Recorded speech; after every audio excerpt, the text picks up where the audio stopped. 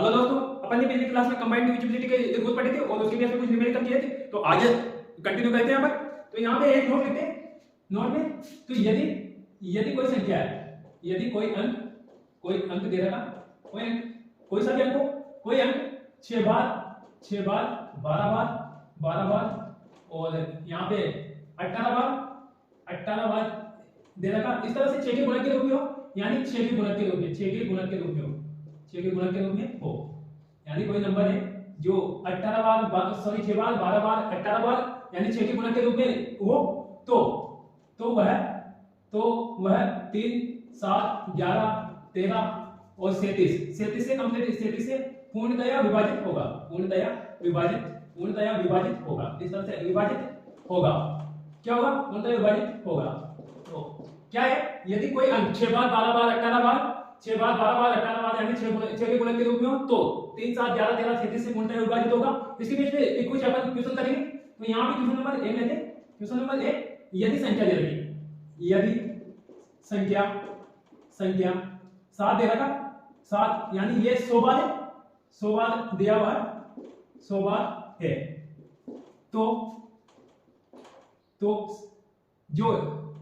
या जो लिखे, जो 37 से विभाजित है, 37 से विभाजित है, 37 से विभाजित है। क्वेश्चन कह रहा है यदि संख्या 7 दे रखा है, यानी 100 बार दोहराकर लिखा गया है, विभाजित, जो 37 से विभाजित है, तो यहाँ पे शेषफल ज्ञात करना, शेषफल ज्ञात करें, शेषफल ज्ञात करना। तो ऑप्शन दे रखा अपन को, यहाँ पे 7 ले लो, बी ऑप्शन में 5 और सी ऑप्शन में 6 और डी ऑप्शन में 8 ले लो, एक ऑप्शन सही होना चाहिए। तो इस तरह से है क्वेश्चन। तो यहाँ पे अपन कह सकते हैं 7 है, ये 7 कितनी बार है? 100 बार। तो यहाँ पे कहीं ना कहीं अपन को 96 बार भी आया होगा, 7 96 बार आया होगा। उसके बाद में 7 है, उसके बाद में 7 कितनी बार बचे? 4 बार। तो 96 बार आया है 7।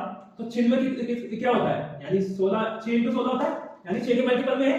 तो 6 के मल्टीपल में है ये।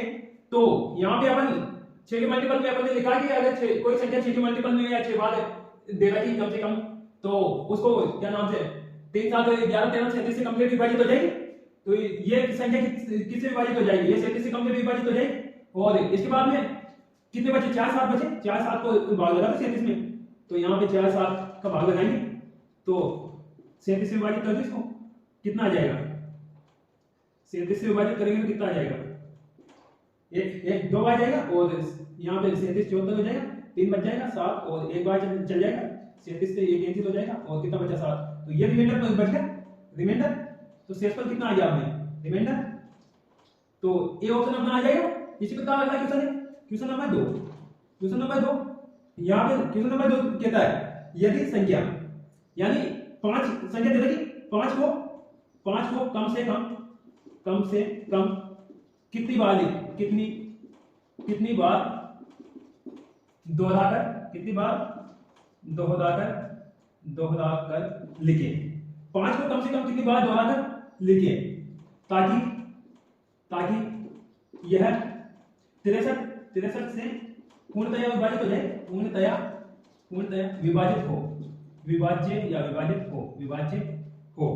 यहाँ पे ये क्वेश्चन भी कहा गया है। ये ऑप्शन दे रखा है यहाँ पे, तो 6 बार लिखते हैं, 6 बार, बी ऑप्शन में 9 बार, और यहाँ पे सी ऑप्शन में 12 बार, और यहाँ पे डी ऑप्शन है, डी ऑप्शन में क्या देगा? 18 बार। 4 ऑप्शन दिए हैं। तो क्या दे रखा आपने? 5 को कम से कम कितनी बार दोहराकर लिखे ताकि ये 63 से पूर्णतः विभाजित हो जाए। तो यहाँ पे क्या दे रखा? 5 को 63 है, 63 को क्या लिख सकते हैं अपन? 7 1 2 लिख सकते हैं, यानी 7 से विभाजित होगा। तो इसको कम से कम 6 बार तो होना चाहिए। तो 5 को 6 बार लिख दो, दे दो 5 5, और यहाँ पे 6 बार लिख सकते हैं, कितना हो गया? 3 दूनी 6। तो ये 7 से तो विभाजित हो जाएगा, अपने नोट में पढ़ा था इस तरह से। इसके बाद में अगर 9 से विभाजित होने के लिए इसका सम में 9 से विभाजित होना चाहिए, तो इसका सम कर दो, कितना हो जाएगा? 5 का सम। यहाँ पे 5 6 30 हो जाएगा, 30 हो जाएगा यहाँ पे 30। तो यहाँ पे इसका सम तो 30 हो जाएगा। और इसके बाद में इसको 12 बार लिखेंगे। अगर 12 बार लिखते हैं तो इसका सम कितना हो जाएगा? इसका सम 12 में 60 हो जाएगा, ये भी 2 से विभाजित नहीं होगा। इसके बाद में लास्ट में लिखेंगे 18 बार। अगर 18 बार में इसका सम क्या हो जाएगा? इसका सम यहाँ पे 18 बचे 90, तो 90 9 से कटा, तो ये 9 से कट रहा, तो कितनी बार लिखा आपने? 18 बार लिखा, तो डी ऑप्शन नंबर से हो जाएगा। इसी प्रकार आगे क्वेश्चन कर सकते हैं। तो यहाँ पे ये क्या नाम से अगला क्वेश्चन है, question number 3, question number 3, question number 3 क्या था, यदि संख्या यदि संख्या दे रखी, यदि संख्या 6 दे रखा 6 बार, 6 दे रखा 6 बार है तो यह नीचे दी गई संख्याओं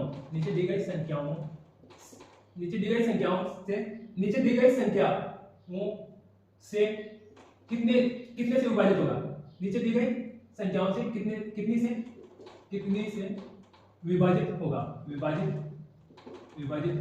ऐसा क्वेश्चन निकाला गया, विभाजित होगा। तो यहाँ पे दे रखा ऑप्शन, सॉरी संख्या दे रखी यहाँ पे, तो यहाँ पे संख्या 14, 16, 18 और यहाँ पे 22 है, 26, उसके बाद में यहाँ पे 26 के बाद में 42 है और यहाँ पे 52 है, 52 के बाद में और भी ले लो 77 ले लो 77, इसके बाद में 143 है, 143 के बाद में और ले सकते हैं, यहाँ पे संख्या कितनी दे सकते हैं, क्या नाम से 182। तो इस तरह संख्या ऑप्शन ए में 8, बी ऑप्शन में यहाँ पे 7, सी ऑप्शन में 9 और डी ऑप्शन में यहाँ पे 5 ले लेते हैं। चलो तो यदि संख्या 666 दे रखे तो ये नीचे दी गई संख्याओं से कितनी से विभाजित है, जैसा लिख दो यहाँ पे कितनी से विभाजित होगी ऐसा लिखा हुआ है। तो यहाँ पे अपन देखते हैं 666 है, 666 तो इसको क्या लिख सकते हैं, ये किससे विभाजित होगी, तो ये शुरुआत में 2 से भी विभाजित होगी क्योंकि सम संख्या 2 से विभाजित होगी, तो क्या नाम से यहाँ पे इसका सम निकाल देंगे तो 36 होगा, 36 9 से विभाजित होगा तो 9 से भी विभाजित होगी। और किसी भी संख्या को 6 बार दोहराकर लिखते हैं तो 3 7 11 13 और 37 से भी विभाजित होगी, इससे भी विभाजित होगी। तो अपन देख सकते हैं 14 से विभाजित होने के लिए 2 × 7 होना चाहिए, तो 14 से भी होगी। इसके बाद में 16 से यानी इसको मल्टीप्लाई होने के लिए 8 चाहिए, तो ये 16 से भी होगी। तो 9 × 2 भी 18 होता है, तो 18 से हो जाएगी। उसके बाद में 11 × 2 22, तो ये भी सही है। 13 × 2 होता है 26, तो 26 से भी हो जाएगी। इसके बाद में 2 × 7 × 3 14 से 42, तो इससे भी हो जाएगी। और इसके बाद में 52 है, 13 से 52 होता है, इसको 4 से मल्टीप्लाई होना चाहिए, तो अपने पास तो सम संख्या 2 ही है, तो यहाँ पे 13 से 52 से भी होगी। 11 × 7 77 होता है, तो 77 से भी हो जाएगी। और यहाँ पे आगे लेते हैं, क्या नाम से 77 143, 11 × 13 होता है 143, तो इस 11 और 13 इसमें आ रहा, तो 143 से भी विभाजित हो जाएगी 143। और इसके बाद में 182 क्या होता है 13 × 7 13 × 7 × 2, तो ये 182 से भी हो जाएगी विभाजित। तो कितनी संख्या आई 1 2 3 4 5 6 7 8, ये ऑप्शन अपना सही है। तो यहाँ पे इस तरह सॉल्यूशन किया है। अब आगे बढ़ेंगे विभाज्यता के नियम कैसे बनाएं, विभाज्यता का नियम कैसे बनाएं। तो आगे निकालेंगे विभाज्यता का नियम, विभाज्यता का नियम कैसे बनाएं, कुछ नियम बनाएं, कैसे बनाएं। अब तक तो अपन पढ़ रहे थे विभाज्यता का बनाए नियम को, अब अपन खुद भी डेवलप कर सकते हैं ऐसे नियम। तो यहाँ पे है क्या नाम से एग्जांपल ले लो, सॉरी 13 का ले लेते हैं, 13 का बनाते हैं विभाज्यता का नियम। तो 13 विभाज्यता का नियम बनाते हैं। 13 को क्या लिख सकते हैं, 13 को लिख सकते हैं 3x + 1, जहां x बराबर 4 ले सकते हैं, x बराबर 4 लेंगे तो नियम क्या बन जाएगा इसका, तो इसका नियम बन जाएगा लास्ट डिजिट को 4 से मल्टीप्लाई करेंगे, लास्ट डिजिट को 4 से मल्टीप्लाई करें, लास्ट डिजिट को 4 से मल्टीप्लाई करके रिमेनिंग जो भी रिमेनिंग पार्ट बचेगा, रिमेनिंग यानी शेष पार्ट बचेगा, रिमेनिंग पार्ट में ऐड कर देंगे, रिमेनिंग पार्ट में चलो में ऐड जोड़ देंगे, ऐसा जोड़ देंगे। तो क्या करना है, हम लास्ट डिजिट को 4 से मल्टीप्लाई करके रिमेनिंग पार्ट में जोड़ देंगे। यदि प्राप्त संख्या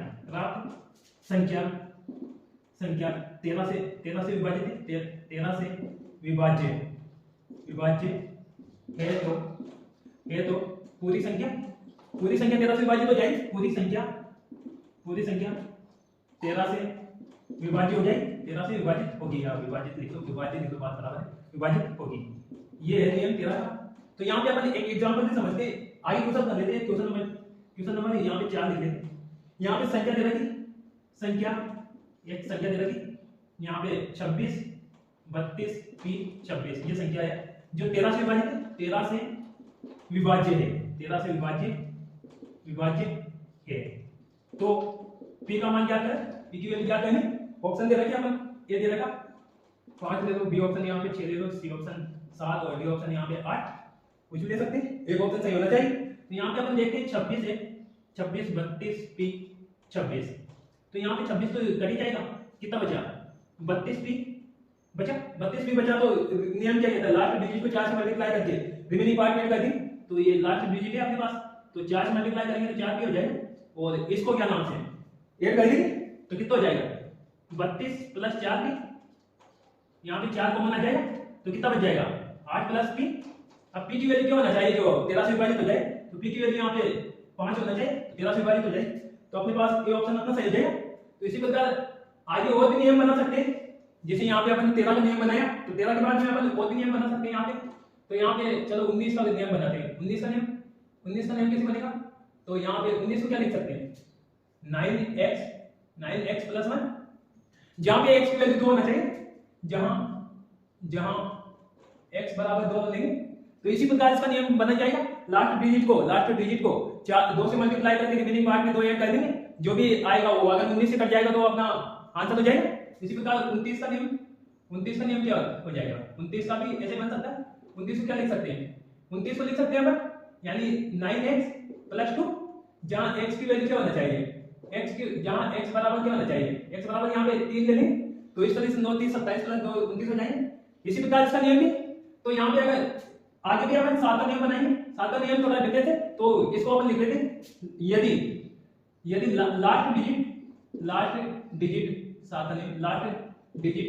लास्ट डिजिट को 2 से मल्टीप्लाई करके लास्ट डिजिट को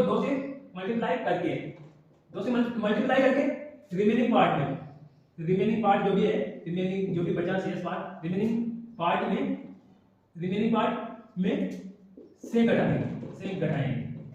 घटाएंगे, ये नियम कहता है। अगर लास्ट डिजिट को 2 से मल्टीप्लाई करके रिमेनिंग पार्ट में घटाएंगे और चेक कर लेंगे 7 से विभाजित है, जो भी संख्या प्राप्त आ रही है, तो ये अपन कह सकते हैं 7 से विभाजित होगी। तो इसी प्रकार एग्जांपल से समझेंगे यहाँ पे, जैसे 1001 7 से विभाजित देख लीजिए, तो अपन देख लीजिए यहाँ पे 1001, तो यहाँ पे लास्ट डिजिट को 2 से मल्टीप्लाई करके लिखी, तो ये कैंसिल हो जाएगा, माइनस 98 जो कि 7 से विभाजित है, तो कह सकते हैं 7 से विभाजित हो जाएगा। तो यहाँ पे अपन क्या नाम से एक और क्वेश्चन कर दिए, क्वेश्चन नंबर कितने हो गए थे 5, सॉरी 4 हो गए, क्वेश्चन नंबर 5 कह रहा यदि 3 अंकीय संख्याएं एबीसी दे रखी, एबीसी 7 से विभाजित है, 7 से विभाजित है, यदि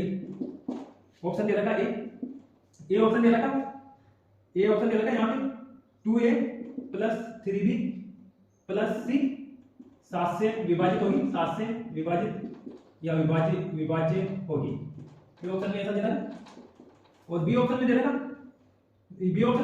यहाँ पे, तो 3a plus b minus 2c 7 से विभाजित होगी, 7 से विभाज्य या विभाजित होगी या डिवाइड होगी, विभाज्य होगी या होगा, चलो होगी कह देते हैं यहाँ पे।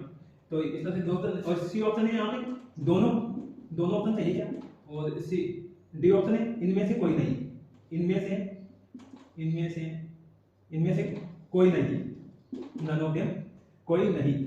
तो यहाँ पे अपन देखते हैं क्या दे रखा है, 2a plus 3b plus c 7 से विभाजित होगा, तो यहाँ पे 3 अंकीय संख्या है एबीसी को क्या लिख सकते हैं अपन 100a plus 10b plus c, ऐसा लिख सकते हैं। अगर ये 7 से विभाजित है तो रिमाइंडर क्या आएगा 2a, चलो यहाँ पे मल्टीपल में 2 है, 2a plus 3b plus c। अगर ये भी 7 से विभाजित हो, ऑप्शन कह रहा ये 7 से विभाजित है, तो अपना क्या नाम से 3 अंकीय संख्या 7 से विभाजित होगी, तो पहला ऑप्शन तो सही है ये वाला। इसी प्रकार बी ऑप्शन के लिए क्या कह रहा, यहाँ पे देखते हैं ab माइनस 2c, इसको क्या लिख सकते हैं अपन, यहाँ पे 10a plus b minus 2c, ये 7 से विभाजित है, क्वेश्चन में दिया गया, तो रिमाइंडर क्या आएगा यहाँ पे 3a plus b minus 2c। अगर ये रिमाइंडर भी बी ऑप्शन में दे रखा है, ये 7 से विभाजित है, तो ये भी सही है। अगर ये 7 से विभाजित होगी, कंप्लीट संख्या 7 से विभाजित हो जाएगी, तो अपन सी ऑप्शन अपना आ जाएगा कि दोनों सही है।